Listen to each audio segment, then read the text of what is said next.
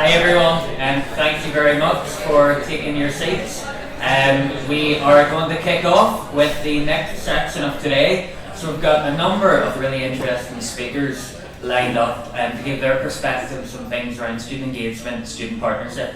So up next, we're honoured to have Karolyn McDonnell. Karolyn is one of our student trainers, and she's also a postgraduate student at IT Carlow. Karolyn has spoken on a number of occasions on issues around student-centred learning and student engagement. So she's here to share her perspective with you about student-centred learning across the generations. So, Karolyn, everybody.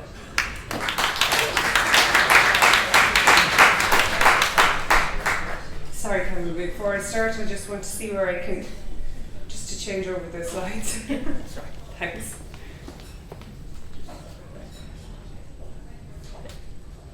Oh, great, okay. Hi, I don't know what way we're running for time, but I timed this to be about 30 minutes, and I'd like to thank Oisin for giving me the opportunity to speak to you here this morning. I don't know, I kind of went left to centre of the brief, but I'm talking this morning about some work that I've been doing over the past 3 years, which is a culmination of the research I've been doing, a lot of students I've taught, students that I've trained, students I've trained with, students I've met and worked with, who've been in classrooms with me, as well as academics that I've met through a lot of conference work and presentations. So it's a little bit of a combination of a lot of things I've been involved with, as well as being an associate intern at the National Forum. And I'm also really interested in the Digital Capacity Project as well, the Index Survey. Because I forgot my hoodie this morning, but I want to make sure that you just mark that in your diary to make sure everybody fills that out. So I think my experience to speak on behalf of students kind of comes from I've been a student in some capacity for a long time. You might be able to guess later on in my presentation how long, but anyway. My qualifications are there, but my interests are in teaching and learning and research, reflective studies, human and computer interaction, digital pedagogy, gamification, learning analytics, and a few other things. So I just have a great interest in learning, and I have a great interest in being a student, and that's what I think I'm interested in, the process of student engagement and student partnership on account of that. So for the next 30 minutes or so, I'll talk to you a little bit around the work I've been doing and what has come across out of it. One of the conferences I was involved in over the summer was at European level. It was the Bologna process, where I was a panellist on one of their priority themes, which is student-centred learning. And I just found that process really, really interesting, because I think when we talk about student engagement and student partnership, and student-centred learning, it's all in the same book, but it's different chapters, but invariably these things link in together, but then sometimes it's also wide, and there's a lot of terminology and there's a lot of jargon that actually never really get to see what it looks like in practice. So I was hoping through this that I'd be able to give a couple of ideas around that, and I suppose from my experience and from the experience of people I've worked with. I'm going to talk a little bit around why student-centred learning is important, the directives that drive it, the boring bit, and a few other things. And then intergenerational learning styles. I just thought probably a little bit more for entertainment value, really, but the concept of students having different learning styles occurred to me as well, and then it became a little bit of an archaic notion that people have different ways of learning, but I don't agree. I think that I think it's still very, it allows for really rich learning ideas if we accept that people do have different ways of learning. And then I did a bit of research around that, and I thought it was an interesting perspective to look at. Support for staff. I think this is probably the key point of my presentation. I'm very, very passionate about student engagement, even something that Joanna mentioned earlier, about students who are like, I'm speaking to the choir here in a lovely place like Maynooth University, but I'm speaking to the converted, if you like. But I think it is our responsibility to advocate for students who maybe don't have the same opportunities and choices, or don't have the confidence to come forward. But in order to do that, we need to recognise that actually we need to be supportive of staff as well, because engagement and partnership is a two-way process. And I think sometimes in our drive to put ourselves forward to make sure that students are engaged, we're forgetting that actually staff have a lot of pressures and priorities and potential challenges to put that in place as well. So that was kind of the point of my presentation, which I'll get to eventually. There was a Slido poll, but that's been replaced with just a Padlet question at the end. Okay, so just a bit of a recap in terms, sorry, I just had to capture my breath for a moment. In terms of the National Student Engagement Programme's aims and the strategic priorities were launched this morning. The point of NStEP is to strengthen the visibility of student partnership and the value placed on student engagement. And I think there's been huge impact made over the past couple of years with that, and to support staff and students across the sector to foster this culture of partnership. And the way we do that is through the Class Rep training programme, which we're delighted to hear that we have so many over the past few years. We're up to 3,000, which is really incredible numbers. Now, so I'm going to just move on to student-centred learning, which was, as I said, one of the projects I was involved in. So I did a bit of a word cloud. Interestingly, there was two key documents that kind of informed my understanding when I was preparing for that. One was written by Tim McMahon and Geraldine O'Neill from UCD, and the other was proofread by Kat O'Driscoll, who was the coordinator of NStEP before Rushing, which, so actually Ireland has a really strong presence in terms of where we're moving forward with student-centred learning on a European level. But the kind of accepted definition is that it's a mindset and it's a culture. It's a learning approach, it's supported by constructivist theories of learning, and it's characterised by innovation in teaching, communication, partnership. They're all words we've heard already this morning. Between teachers and learners, where students are active participants in learning, fostering skills such as problem solving, critical thinking and reflective thinking. So it's very much taking away from this idea that a teacher stands up in front of a class and holds all the knowledge and imparts it back. It's a much more constructive and it's a much more active process of learning. But there is a but. I had considered, in terms of for staff to implement this within their own scholarship of teaching, actually that's quite difficult, because it's kind of saying what you're doing already maybe isn't working and you need to completely change up how you teach, and that's not a simple process. The reason student-centred learning is important is because it's a directive. The European higher education areas, they have 5 themes. We're just at framework stage at the moment. And these are academic and civil values in changing societies. They look at higher education, they say, well actually, we need to make sure that these themes are embedded somewhere within policy and within framework. And that we have to provide leadership for sustainable development, and we need to embed that into curriculum as we're doing it. We have to look at the social dimensions of higher education in terms of ethics and morality. And then for careers and skills for the labour market of the future, and student-centred learning just pops in there as one of the second themes. So I was thinking about that, and then I was thinking, and it won't affect all staff or all students, but the technological university designation as well. And within that, there's quite a few new directives that are affecting staff within higher education institutions. And for example, that there's now this push to put a parity of STEAM towards teaching and learning and research. So you might be an excellent teacher and maybe because of that not able to engage in as much research as you like, and now that there's kind of an expectation that you have to do both. And I thought, well, okay, that's, if it was my job I'd have to do it, but it's one more thing to do, isn't it? So this research has to be a problem-oriented research and discovery. We have to show that teaching demonstrates links with industry, enterprise, professions and related stakeholders. So not only am I teaching what I know, but I also have to make sure that it's linked to industry, and I have to link in with stakeholders who might have input into the way I'm teaching it. And I was thinking, okay, that's another box to tick.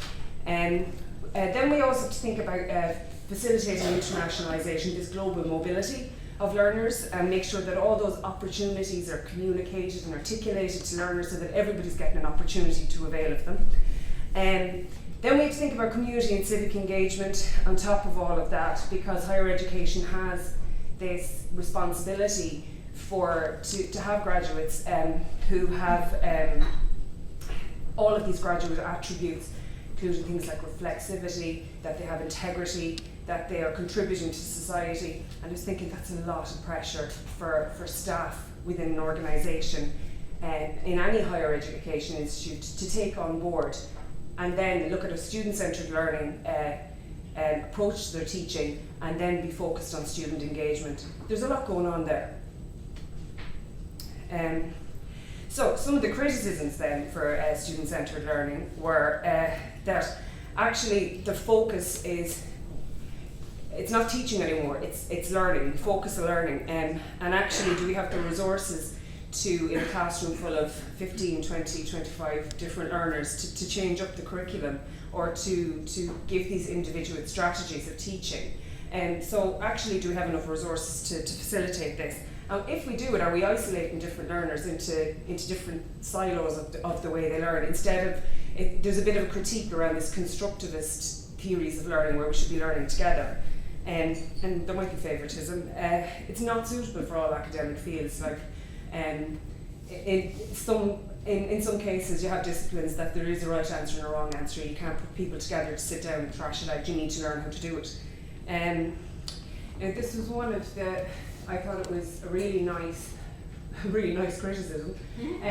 But like a discipline, the legitimation of the discipline could be diluted by transferring choices to learners. Because if you do have a teacher as an expert who's been teaching a particular discipline for many, many years, and then they hand over ownership to students to maybe choose how they want to be taught something, like they don't know what they're going to be taught yet. So actually the discipline itself may be slightly diluted by doing that. There are arguments that it undermines the scholarship of teaching, and then, as I said earlier, that individualising learners can disenfranchise them from being the larger group in a higher education institute. It fails to acknowledge the nature of social constructivism, and there is no standardised practice framework. So again, like I said earlier, there's lovely words and there's lovely policy, and we have an idea of what we think it is, but actually we don't really know what it looks like in practice, so it can be quite difficult to implement.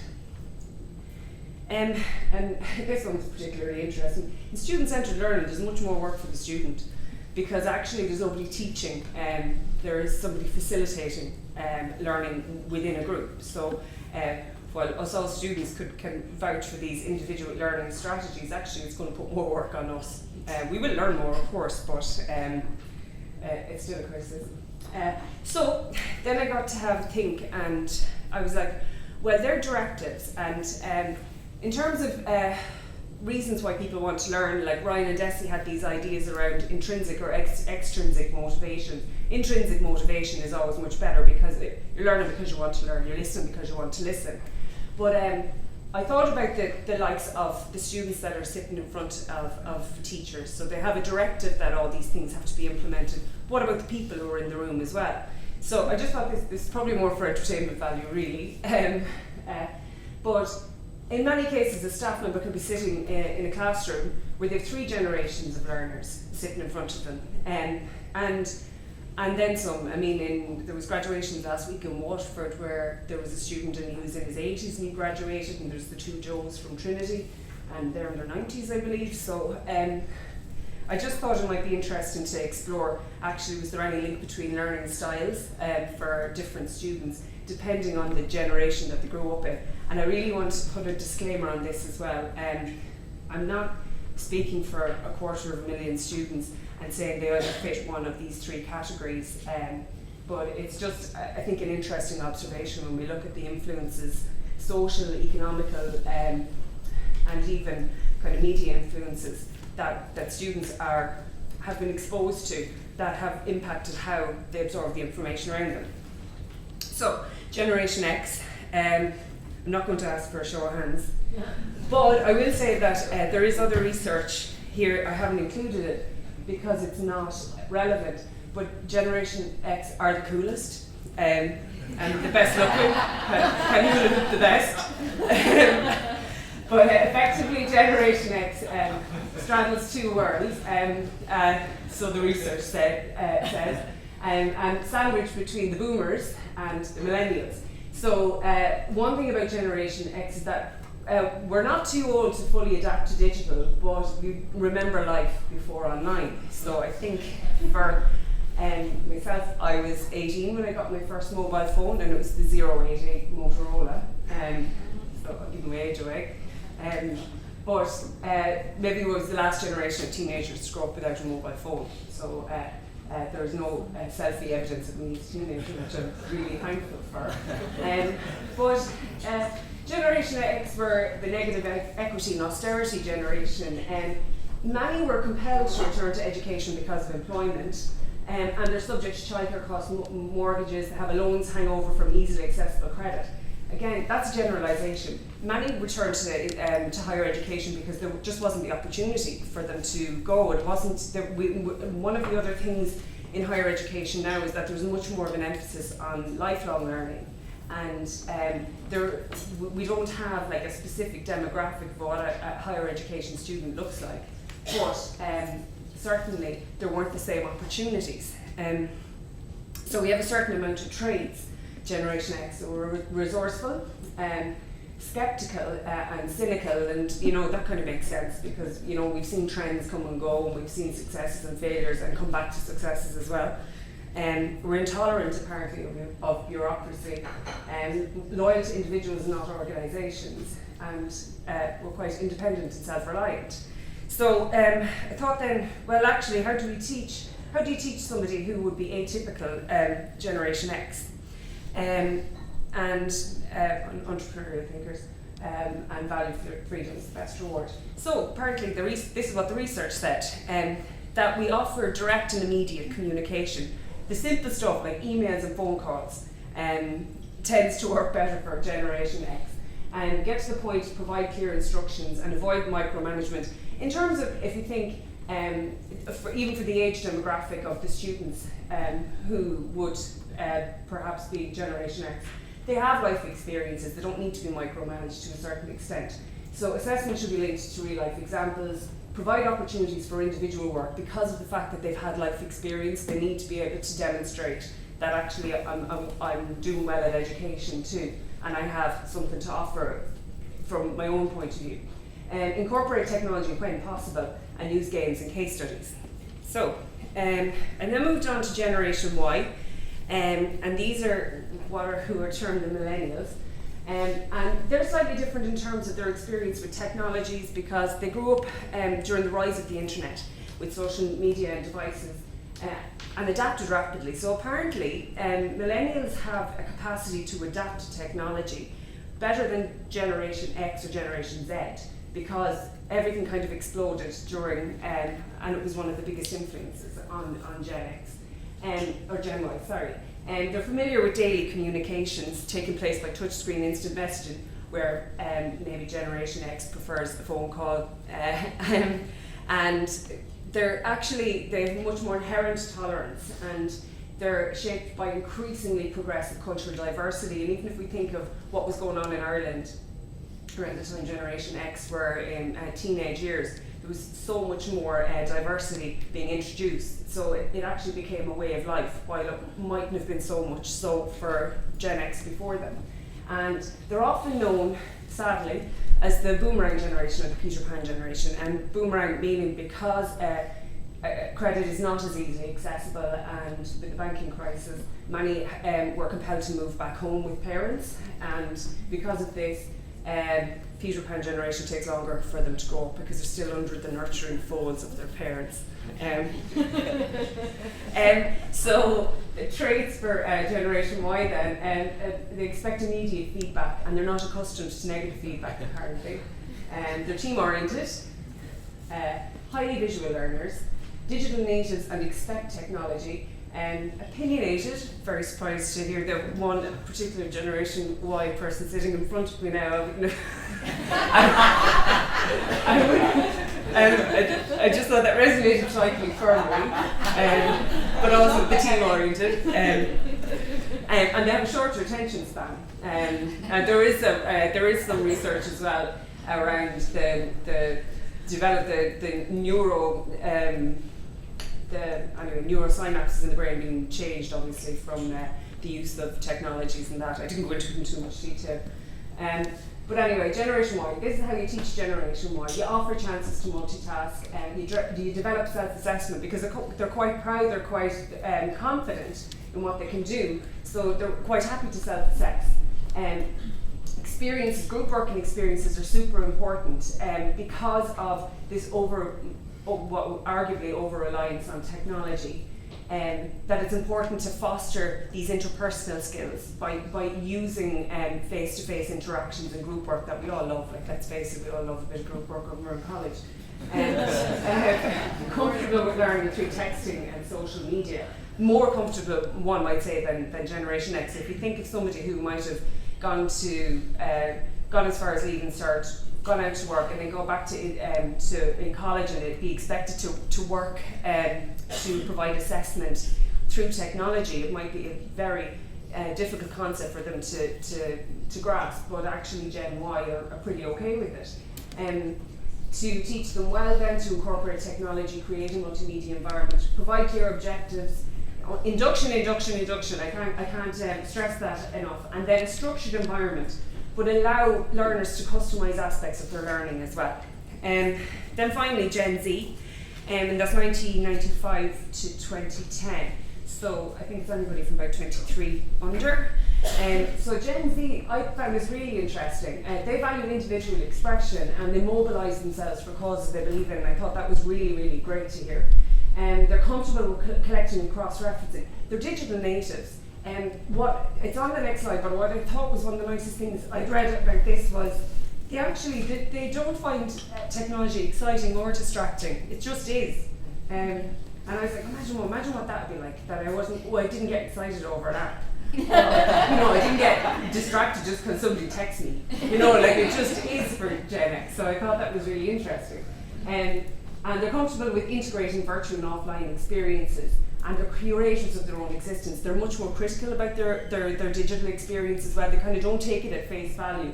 They're happy to question what's being put in front of them as well, which I thought was really, really interesting. So to teach Gen X, you got to think digital, short segments, even shorter attention spans than Gen Y, and they have a low focus as well. So what's important when you're teaching students from Generation X, actually it's much more important to teach them how to access information and apply it and create new knowledge from it, rather than just teach them. They will never get rote learning. It'll never be useful to them.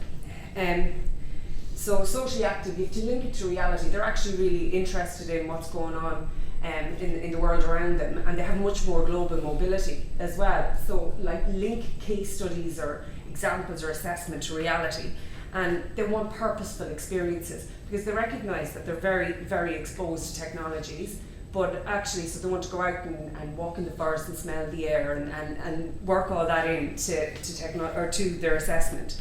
So as I said, they're just a way of life, digital natives. So teach methods of accessing information is much more useful to create problems and teach them how to construct and find the answers. And they learn most effectively through interactive mediums. But again, which I think is really important, encourage these group projects to enhance social skills, to keep re-emphasising the value of face-to-face and personal interaction. So back to the boring stuff now. Some of the key conclusions that came up from Bologna, the student-centred learning conversations that we had, I did a word cloud and time came up. So surprised to see that. Whenever we're talking about putting new initiatives in, time is always like that big elusive thing that none of us can ever get. Now, I can't offer anybody an extra hour in the day, but I think it all comes down to organisation and planning. I did my word cloud anyway, and time came up, so I took out a few words, and then did it again, and time came up again. And then I did it again.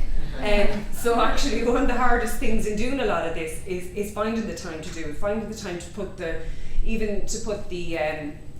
structures in place, and to get around to everybody and have that face-to-face communication that's so important in order to try and change this mindset and change this culture. There we go, time. So after all that, and we talked about strategy this morning, and there's all these, as I mentioned earlier, we talk about student engagement, student partnership, and how can we support staff then?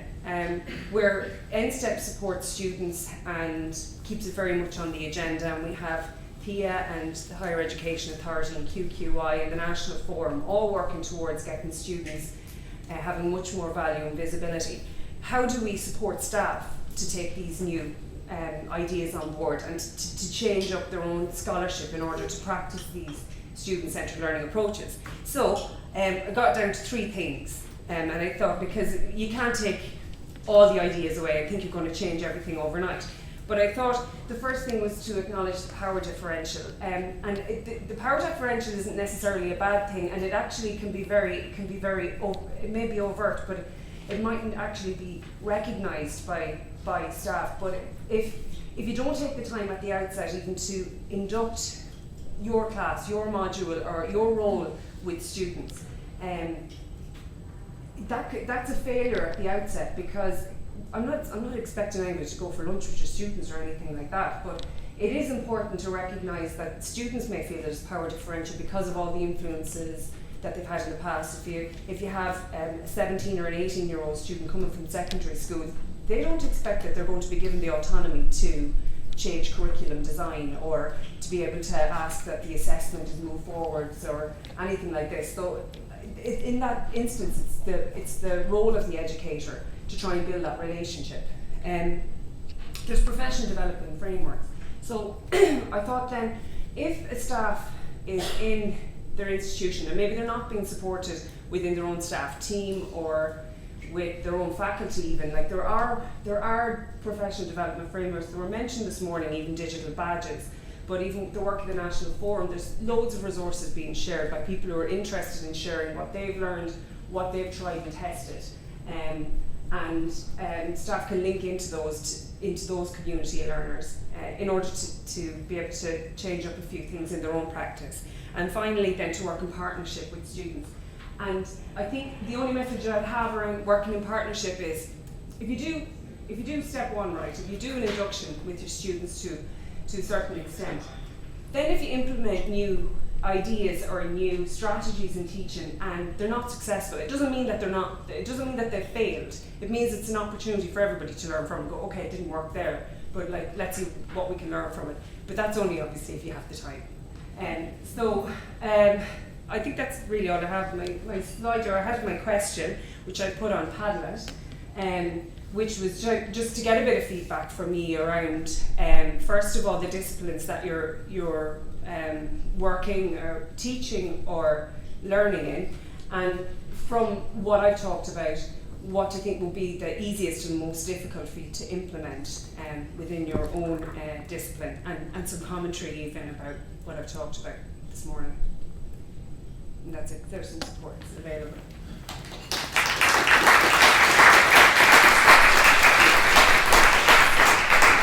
Thank you, Karolyn. I might take a couple of questions from the floor if anyone has any questions. Thanks again for a really fascinating presentation there.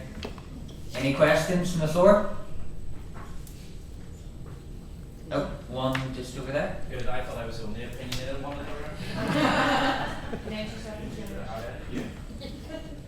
How you doing? It's not so much a question, more an observation. When you mentioned the power differential at the end, which I think is really important in terms of student engagement. And I think some research I looked at lately, and I can't remember the actual program, but it was in the UK, but they found that students were more likely to give their opinion or to give their thoughts on their learning process as part of a group, and they felt supported. And I think that can work to kind of offset the power differential. And sometimes we need to not look at it in terms of numbers on committees where there's one staff member and one student.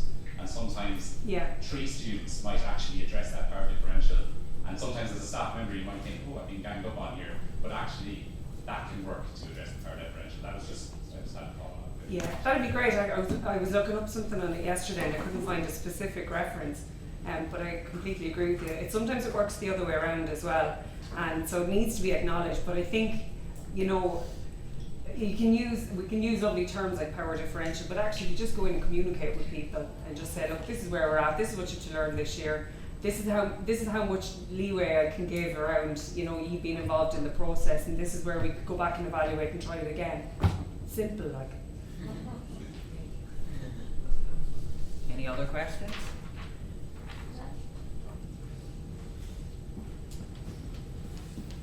Make me work from KQI. Hi, Roisin Morris, from QQI. I heard today, and it's something that's been recurring, I think, throughout the day, is the message around it's obviously important that students are supported in these partnerships, but that staff are too. And I think we've heard that a couple of times. What kind of supports do you think would be helpful in supporting that from staff perspective? Like practically? Yeah. I think it's like I mentioned earlier. I think this is around a culture and a mindset change. So nobody I would be surprised if a staff member comes along and decides they just want to get involved for the sake of getting involved. It comes down to communication. To support staff, I think, I mentioned the National Forum Professional Development Frameworks, but I mean, from now we know that there are kind of quality standards coming into place that staff are going to have to show some kind of continuous professional development. But I think they can work in partnership with students to do that. Like, it doesn't, we need more time to do it, and yes, of course, it is going to enhance quality in the long term, but it is another box to tick. But there are plenty of supports in place. I think it's just communication within the faculty and support within the faculty, because if we change the culture that you just know this is how my job is, this is how we do it, I think it works that way. And it's not exclusively the National Forum that do that a staff can upskill and learn different ways of doing professional development as well. Like there are plenty of supports out there. I think I saw one of the universities in England, is it one of their criteria for promotion is around the extent to which they are collaborative and collegial, and that might be like the graduate attributes, almost, those soft skills, but they're hard to measure.